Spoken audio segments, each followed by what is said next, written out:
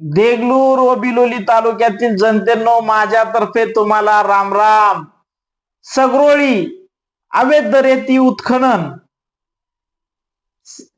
घरकुल धारकांच्या नावावरती मोठ्या प्रमाणात हात देऊन घेणारे अधिकारी आणि ठेकेदाराची पाठराखण करणारे अधिकारी फक्त केवळ आपल्या देगलूर तालुक्याचे आहेत। तहसीलदार साहेबांच्या समोरून ओव्हरलोड रेतीचे टिपर जातात।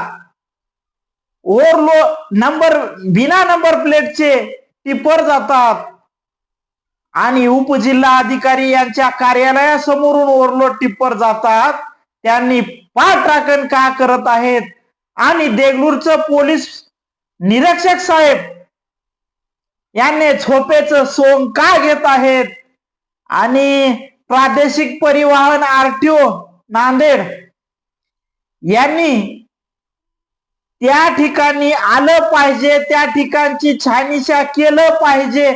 200हून अधिक निवेदन आलेले आहेत तरी पण दखल का घेत नाहीत, माझा त्यांना थेट सवाल आहे।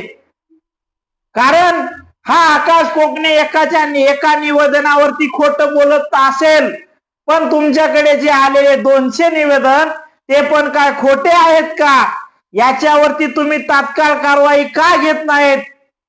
तहसीलदार साहेबांनी पत्र काढून देखील सुद्धा हे रेती अवैध थांबत नाही।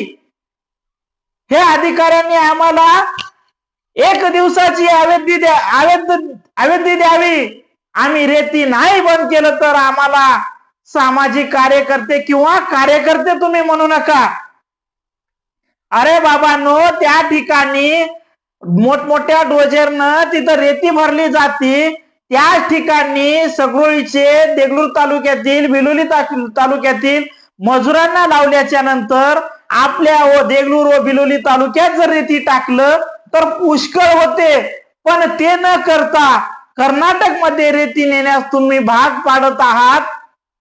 हे कोणाच्या जीवावरती? तर ह्या अधिकाऱ्याच्या जीवावरती। सर्व पथक प्रमुख देगलूरचे झोपा काढत आहेत का? आणि त्यांनी झोपलं पाहिजे।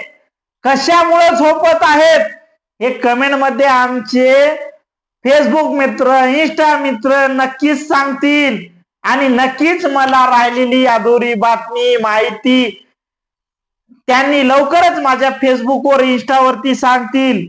जिल्हा अधिकारी साहेब यांच्याशी आज मी गेलो असता भेट दिलेलो आहे, त्यांचं पण लगेच पत्र निघल आणि मला